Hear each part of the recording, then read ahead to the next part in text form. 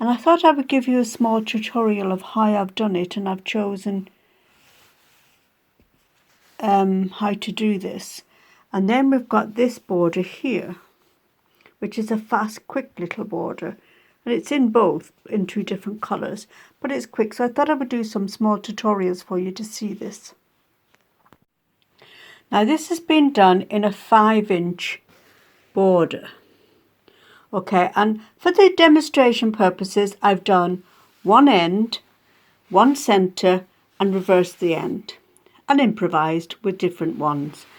Now the stencil gives you this bit, which I've taken, and I've taken this one, but I've left the rest out. I don't want them. I've taken that. I've taken this whole lot and this one. Then I've reversed it and upside so that it comes in like that. Now, because we already have a leaf here, I don't want this one again, so I just bring it down here. We've got a leaf here, here, and I've put one in here. And I've used this leaf here to add the extra leaves. I've just placed it where I want it, in either upside down or normal, and just put it all in. So I've added this one, this one, this one, this one, and this one. So it gives it a little bit more variety. So now I'm going to take it to the machine, where I'm going to use a 28 weight thread, which is the same type of thread as this, in the purple, just so that you can see how to go around this. And then once we've completed this and we're happy with it, we will then put the vertical lines in. I've gone away and I've rethreaded in a normal weight 40 weight thread in grey, and I've put on the ruler foot, and I'm going to use this 8-inch accenting design straight ruler, i.e. because it has 1/4 inch and 1/2 inch markings, which I need, but any ruler will do it. And we'll come down this first edge. Well, I've come down it already, this first edge. So I will be placing my ruler, this edge of this ruler, right the way along that line that I already have there. And then taking my ruler foot, and I want a 1/4 inch spacing. And to do that, I've got it here, and then the 1/4 inch off the foot. And it won't hit any of the design, so it will come down straight away.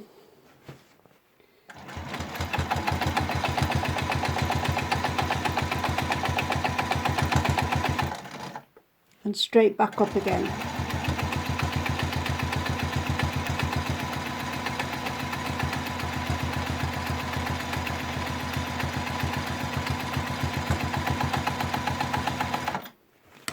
Then I will move it along this seam, this top line, whatever it is that you're guided by, move it along. We don't want it lifting up, we don't want to keep cutting. So we now take, we've got the edge, we've got a 1/4 inch, and we've got a 1/2 inch here, or 3/4 inch it ends up. So you want that line there on this very first line that you drew. So it's going to go on here, so that I have an inch spacing, which is what I want. Now we're going to come down, and we're only going to come to the first line of sewing, and I will do it 3 times. 1, 2, 3. I've made it so that my machine is not having needle down, and I've come past the swirl, put my needle in again, making sure this line up is still the same. And I'll come down. I can see it's only going to come down so far on the leaf, but you do that all the way down as far as you can go without going into the leaf. Come back up again and go back down again, and it'll stop the needle up. Then we come past the leaf, drop in, 1, 2, 3, and then I move my foot along. And you're semi-guided here by the foot. If the edge of the foot is somewhere near this line, you're about 1/4 of an inch away. And then you take your ruler and you put the edge of that ruler back on that line and bring your foot to it. And then you go up. 1, 2, 3. Come further up. 1, 2, 3. And again, lift it, move it. And then take it again along. Now we know we want it to come along this edge here, and I want it again so that this line is on it, and I can bring my foot back to it, drop my foot in. And I've got an inch, this 3/4 inch space in here, which is what I want at the end. And we come back down. Now on this one, it's not enclosed, so I want the ruler to come in between. So you come down, do your 3, lift it, move it and do your 3 again. And the reason I'm not actually stitching right over the stitches is because I don't want it to disappear. Making sure that your line is staying true.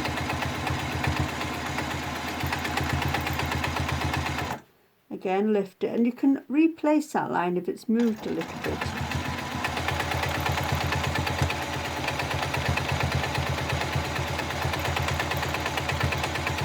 And again, move your foot across. So that, and then this line is quite dark now because you've used it 3 times, and that makes it more prominent. So we'll go back up again in the same way.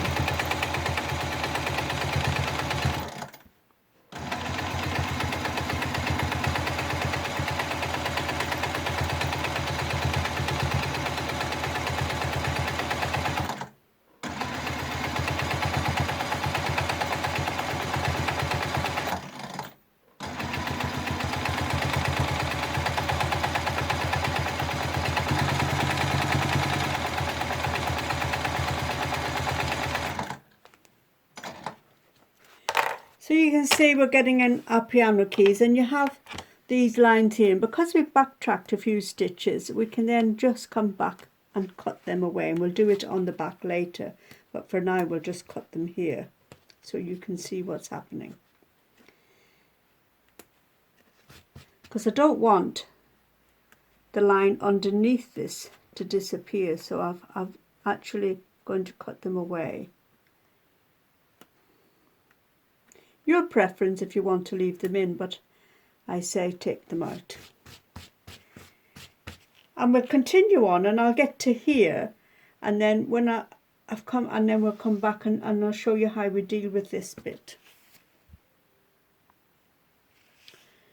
Right, we've come along to this bit, and we're going to start on this centre one, and I don't actually want the centre touching, so I'm going to put my ruler in here, and we'll come down this one first. And you notice I do a slight little backtrack as I begin and end my final 3rd way, and that's so I can just cut it off and not have to keep burying, otherwise you'll be here all day. And because we're just taking it from one part to the next,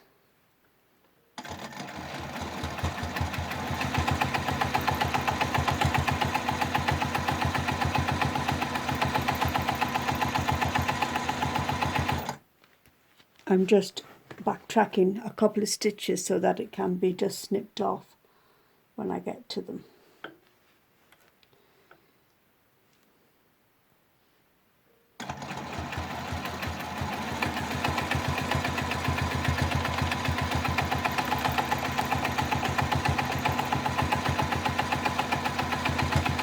Now you see I've got to this centre one, and I don't want to be in the centre, so I'm skipping right over it and going in where it hits the outside line.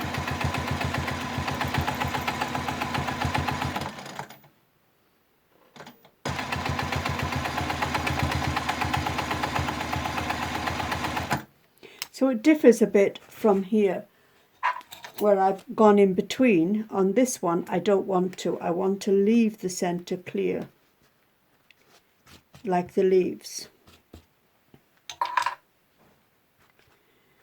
So we'll come down again.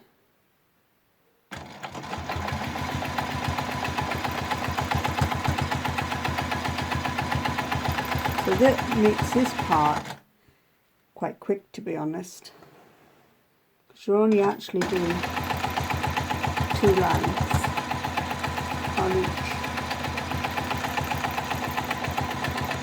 Come along, move your foot, move your ruler, I should say.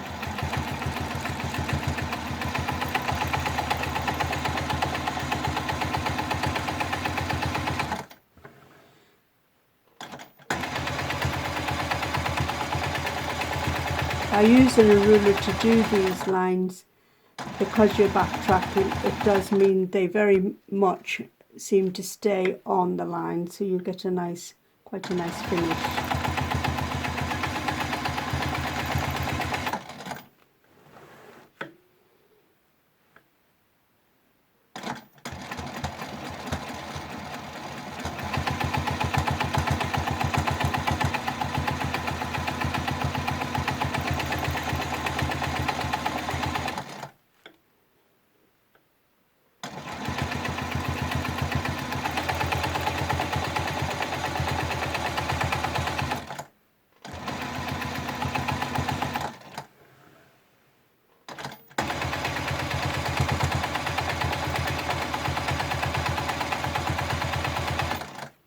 And you will notice that I have down here gone in between the leaf and the centre because I want that line in there.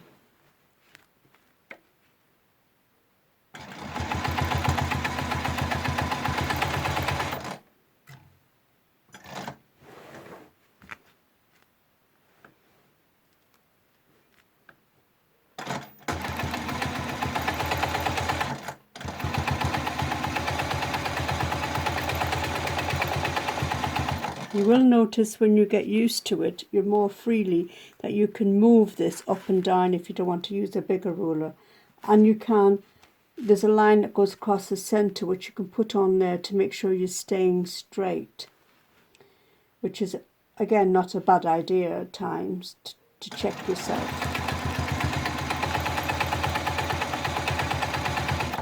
If you find it hard holding the whole length of the ruler, then that's fine. Do this bit, come up. We already have a secure line there, so we can replace it.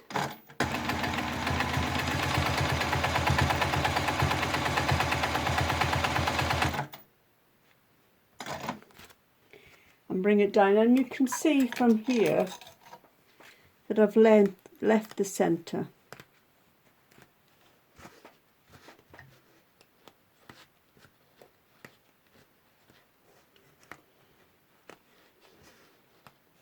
Now we can come in and put something in here, which I might do on this one, but I haven't done it in the quilt. I have left it like this. But looking at it in a plain piece of fabric, I might come in here with a very self-coloured and batten that down just a little bit more. Might make an interesting feature.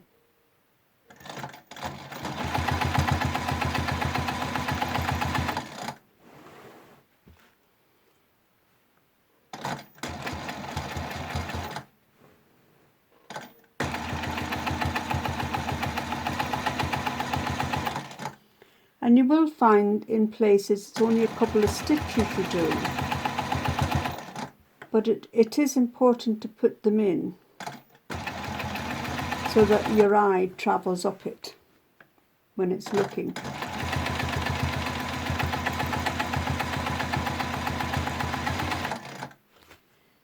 So I will continue all the way to the end, and then we'll come back, and I might just look at this area for you while I'm here as well. So we've come to the end of it, and we have all the lines in, and like I say, I thought I would take a look at this area as well. So I'll put my ruler away. I've changed the foot and the thread to a cream, a very light thread. I don't want it to stand out at all. So I'm going to come to here and I'm actually going to echo around all of these leaves in here to start with.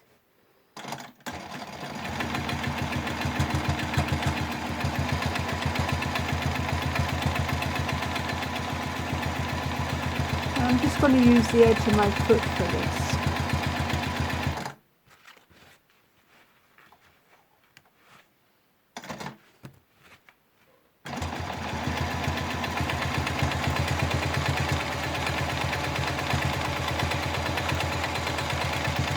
Just doing it freehand.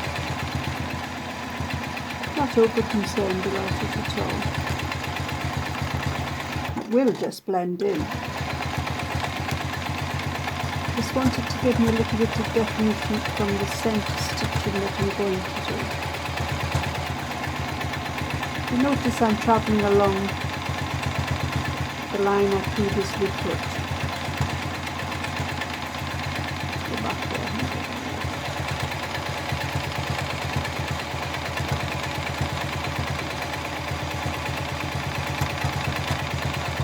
There we have it. And now I'm going to just do one of my favourite little stitches, Mama Bear, Papa Bear, because it can be done so small. 1, 2, 3.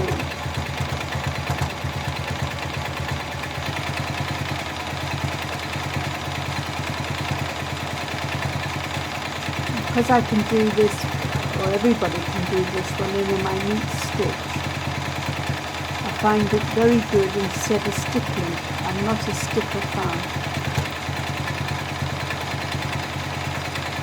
And this one will give me the same effect, if not a little bit prettier.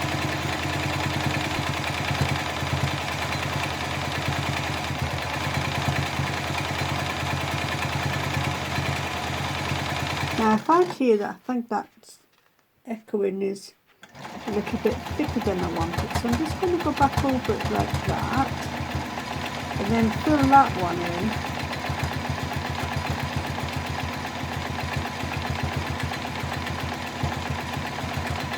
Called Teardrop.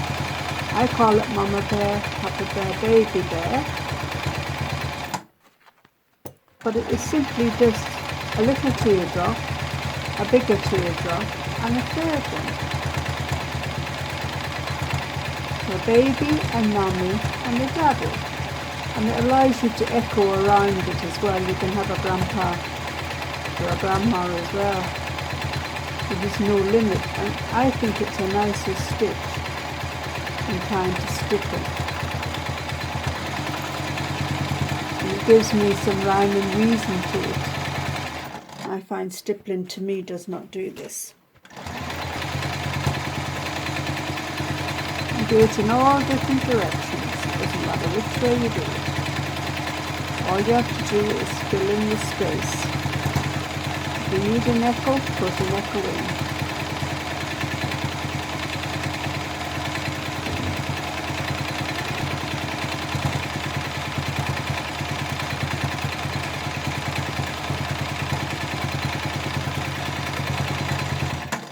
And there we have it. That makes that stand out quite nicely.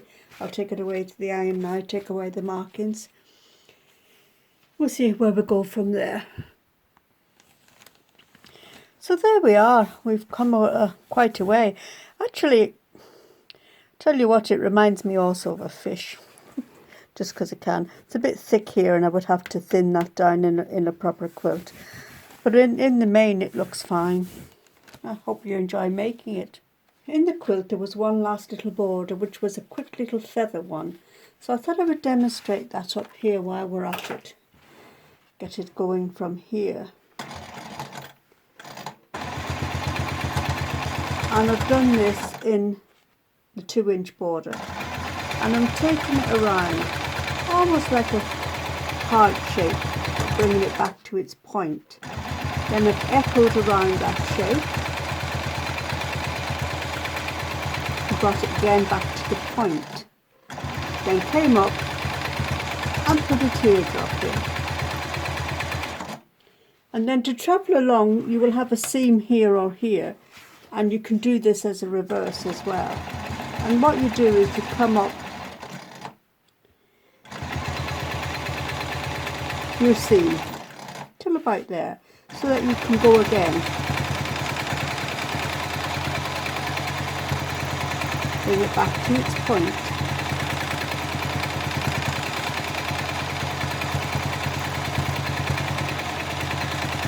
This is one fun, quick little border.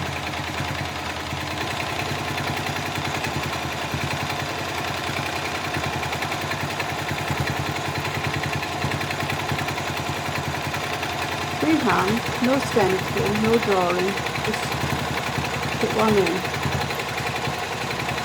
As I said, if you have to travel, come up a seam, go along another stitching line.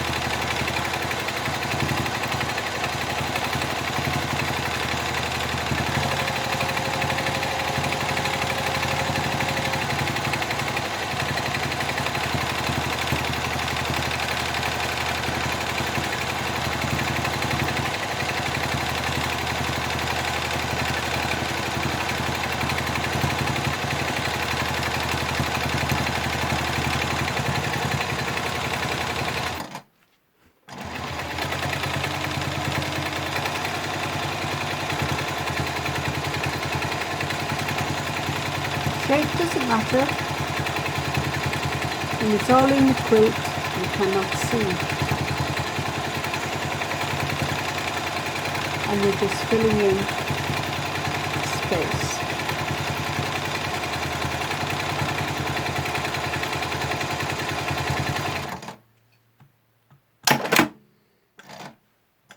So there we have another little quick border there for you to do. And you can reverse that so that it's coming up this way and going into the quilt, or you can do it either side. From here you can come up like that.